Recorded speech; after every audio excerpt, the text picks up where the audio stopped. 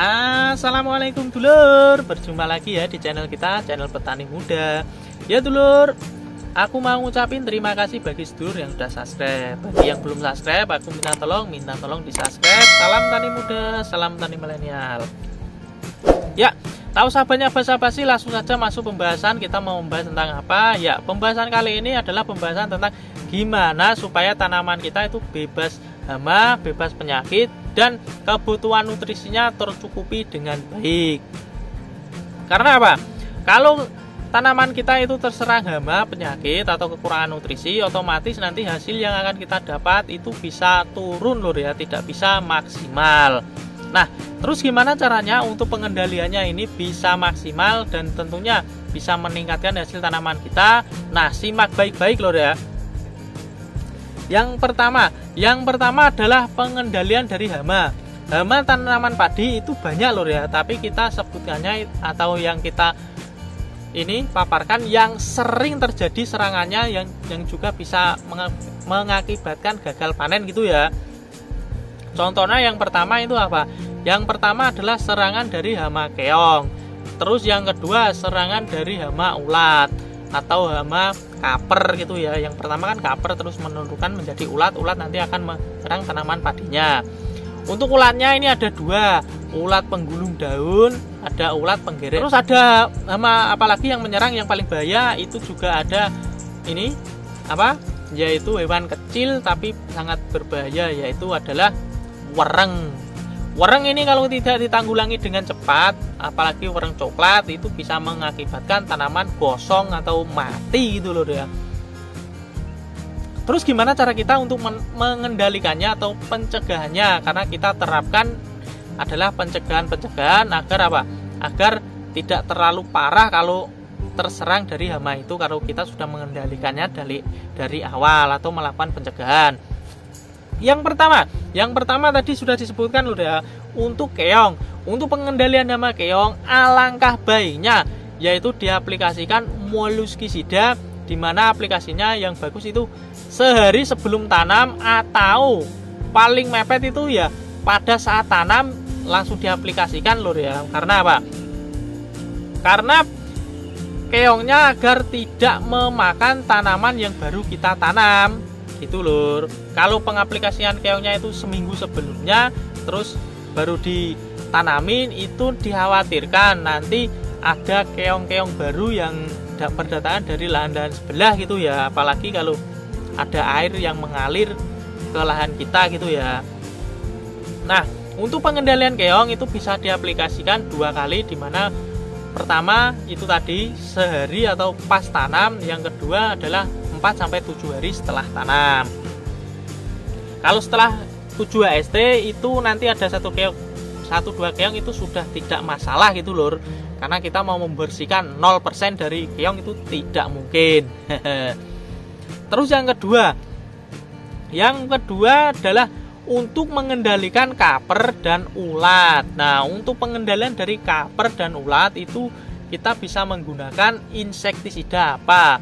Untuk insektisidanya itu sebaiknya menggunakan yang bagus sekalian lur. Karena apa?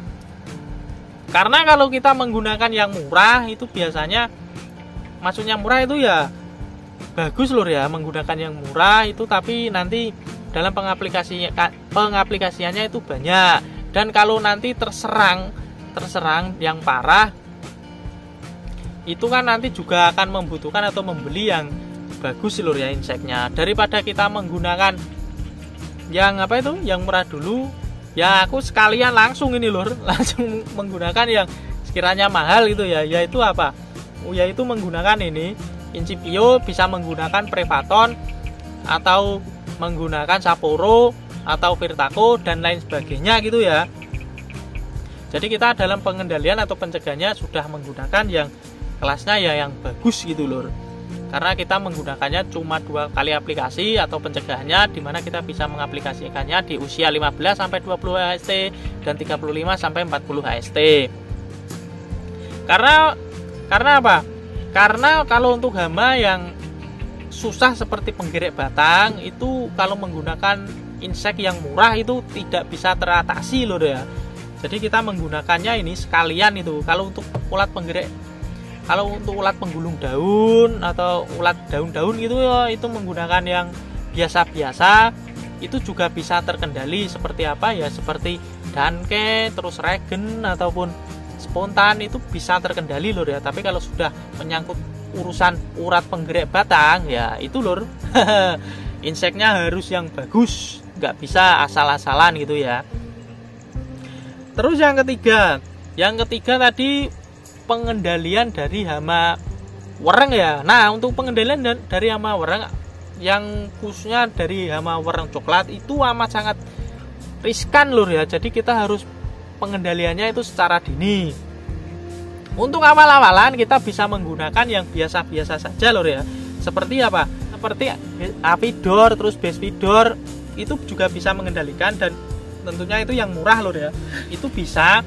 Tapi kalau sekiranya nanti penyerangannya itu banyak, itu bisa langsung saja menggunakan yang bagus seperti tadi untuk pengendalian hama penggerak batang ya, yaitu kita bisa menggunakan apa? Ya, kita bisa menggunakan Plenum atau Victoria gitu lur ya. Diaplikasikannya di usia berapa? Usianya ya bareng kayak gini tadi, dibarengin itu nggak masalah lur, dibarengin ini dalam pengaplikasian pengendalian penggerak batang atau ulat-ulatan gitu tadi toh, itu nggak apa-apa. Terus yang pembahasan yang kedua tadi adalah pembahasan tentang penyakit. Nah, untuk penyakit ini bisa diakibatkan dari jamur, bisa juga diakibatkan dari bakteri. Untuk jamur biasanya yang menyerang adalah bercak daun, terus busuk batang, busuk leher atau patah leher, terus juga bisa ada jamur yang menyerang dari bulir padi atau jamur oncom. Itu pengendaliannya menggunakan apa? Itu bisa menggunakan fungisida lur ya. Terus kalau untuk hama bakteri atau hawar daun bakteri, itu kita juga bisa menggunakan fungisida, tapi tidak bisa 100%. Atau daripada membeli bakterisida gitu ya, jadi kita menggunakan saja fungisida. Jadi sekali aplikasi juga bisa mengendalikan 2 serangan penyakit. Untuk fungisidanya menggunakan apa?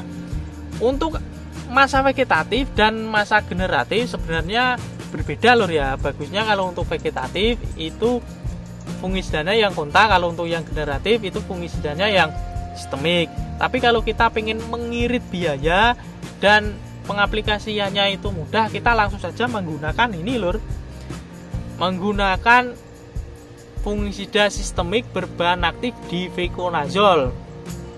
Dimana bahan aktif difeconazole ini itu kan amat sangat baik untuk pengendalian dari jamur, dan juga bisa untuk pengendalian hama atau penyakit kresek atau HBD, hawar daun bakteri, walaupun tidak 100% gitu ya.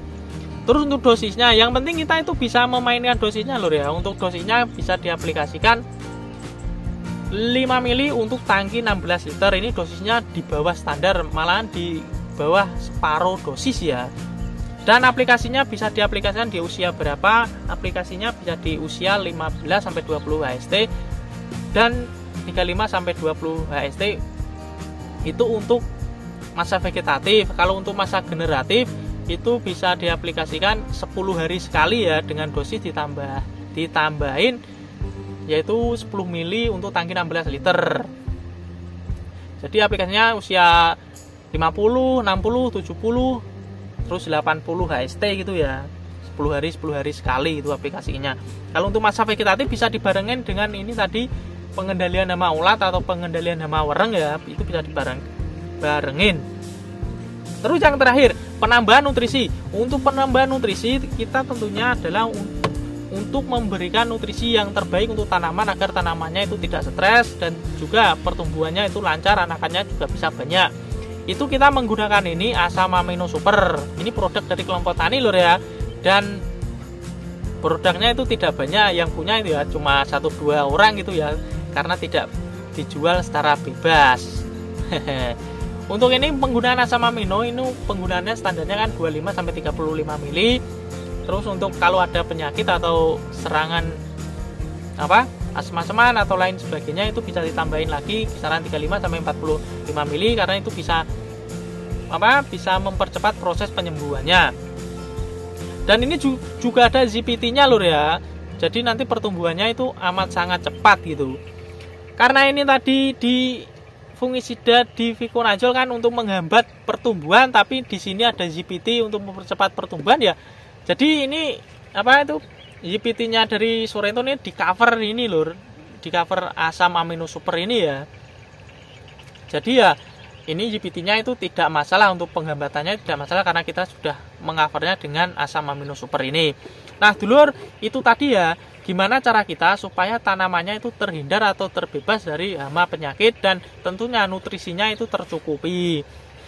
Bagi sedulur yang belum jelas atau pengen bertanya, bisa tanyakan langsung di kolom komentar, dan tidak lupa tinggalin like dan subscribe-nya dulur. Salam tani muda, salam tani milenial. Assalamualaikum.